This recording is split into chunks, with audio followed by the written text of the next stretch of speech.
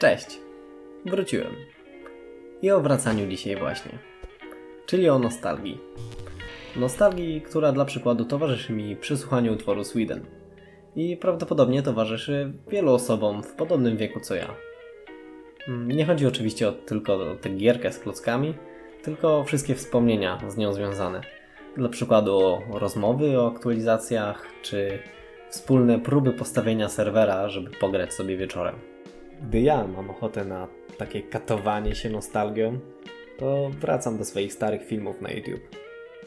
Przed założeniem Muffina miałem jeszcze starszy kanał, o jakości tak podłej, jak mógł być tylko minecraftowy kanał prowadzony przez zajarane klockami 10-letnie dziecko. Otwieram też czasem folder ze swoimi projektami i włączam każdy po kolei, przypominając sobie te wielkie wizje, które za nimi stały i to, jak mała ich część została zrealizowana. Wszystkie te projekty leżą tam teraz porzucone na takim wielkim cmentarzysku, które zajmuje już sam nie wiem ile gigabajtów. I większość z nich nawet nie widziała nigdy światła dziennego, bo to, co udało się opublikować na kanale, to były bardziej udane próby zrobienia jakichś gier. No i nostalgię czuję także teraz.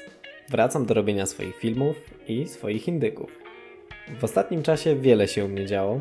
Na studiach miałem to szczęście trafienia aż dwóch ciekawych przedmiotów, gdzie dosłownie był jedynie czas na zapoznanie się z interfejsem Unity i Unreal Engine.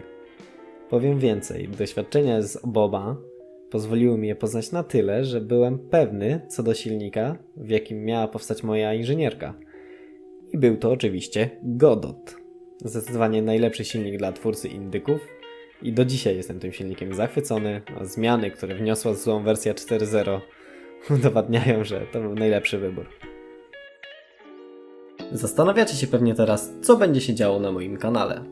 Najwięcej będzie filmów z tematyki game designu, takich dotyczących różnych dziedzin, gdzie w krótkim czasie omówimy trochę różnych rzeczy.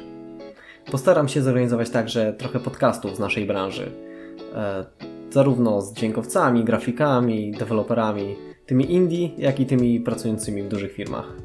Będą filmy o narzędziach dla indie dewelopera, jak silniki, programy graficzne, czy inne przydatne narzędzia okołodeweloperskie.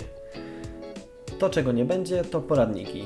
Myślę, że tego jest już wystarczająco. Zgłębianie konkretnych narzędzi pozostawiam innym. Sam nigdy nie czułem się jakoś dobrze w tej formie. Będą za to dev-vlogi, jak na przykład mój PAX, którego wreszcie chciałbym zrealizować.